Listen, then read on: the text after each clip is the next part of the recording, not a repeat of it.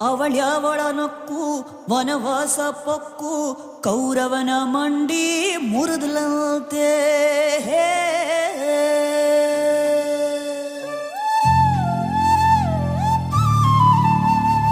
ಅವಳ್ಯಾವಳ ಅತ್ತು ಅಪವಾದ ಹೊತ್ತು ರಾವಣನ ವಂಶ ತೊಳೆದಲಂತೆ.